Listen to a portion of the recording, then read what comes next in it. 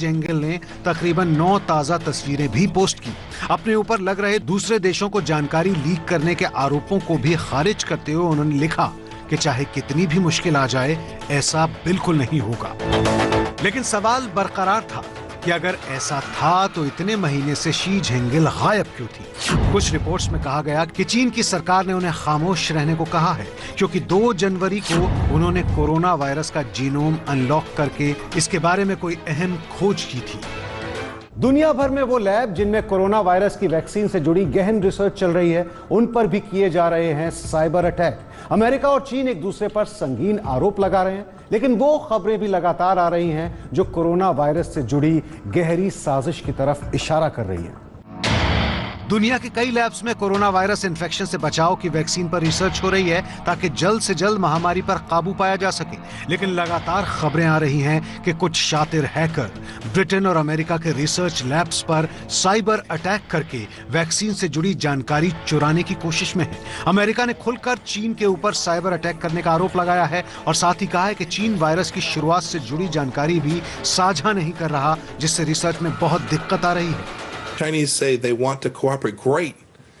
Cooperation is about action. It's about opening up. It's about sharing this information. So the details of where patient 0, where this began, are things that are knowledge that's in the possession of only the Chinese Communist Party. They're the ones that can help unlock that. If they need technical assistance, we're happy to provide. जैसा कि America का आरोप है कि क्या चीन वाकई चाहता है कि कोरोना वायरस की वैक्सीन कोई और देश ना बना सके? क्या इसी वजह से ये हत्याएं और साइबर अटैक किए जा रहे हैं?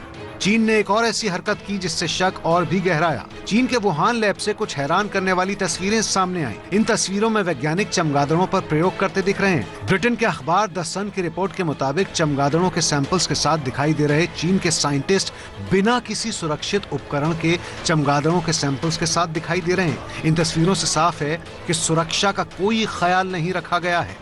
इन तस्वीरों पर दुनिया भर के डिप्लोमैट्स और वैज्ञानिकों ने आपत्ति जताई और इसके बाद वुहान के लैब ने अपनी वेबसाइट से ये तस्वीरें ही हटा ली। दरअसल अमेरिका और ब्रिटेन पहले ही आरोप लगा चुके हैं कि वुहान लैब में चमगादड़ों पर चल रहे प्रयोग के दौरान ही कोरोना वायरस लीक हुआ। इसके बाद यहीं से संक्रमण पूरी दुनिया में फैला। इन तस्वीरों के साथ साथ वुहान की वेबसाइट से दूसरे अहम दस्तावेज भी हटाए गए। मार्च 2018 में अमेरिकी दूतावास के एक science and technology expert Rick Schweitzer ने वुहान लैब का दौरा किया था। वहां के हालात देखकर उन्होंने चेतावनी भी जारी की थी, लेकिन इस दौरे के बारे में चीन की वेबसाइट ने सारी जानकारी हटा ली है। अमेरिका का आरोप है कि ऐसा करके चीन अपने पाप को मिटा रहा है। वहीं चीन ने इन आरोपों को एक बार फिर सख्त लहजे में नकारा है। 疫情防控工作的时间线有关的事实呢是十分清楚的。中方始终秉持公开、透明、负责任的态度，向世卫组织和包括美国在内的国家和地区及时的通报疫情，分享病毒基因的序列，积极的开展。 चीन के दावों का साथ देते हुए इसी हफ्ते विश्व स्वास्थ्य संगठन यानी WHO का बयान सामने आया, जिसमें WHO ने कहा कि कोरोना वायरस का केस चीन से पहले फ्रांस से आया। WHO का इशारा साफ है कि वायरस की शुरुआत चीन से नहीं हुई। Findings like now in France or in any similar scenario help to better understand the potential virus circulation of COVID-19. It's not surprising given the earliest cases of COVID-19 had symptoms onset already in early December. WHO भले ही ये कहे कि virus की उत्पत्ति France से भी हो सकती है, लेकिन अमेरिका तो शुरुआत से ये कह रहा है कि WHO का झुकाव चीन की तरफ ज्यादा है। चीन, अमेरिका और WHO के बयानों के बीच ऑस्ट्रेलिया के पीएम स्कॉट मॉरिसन का भी बयान आया है कि ये वायरस चीन के ही जानवरों के मार्केट से फैला है।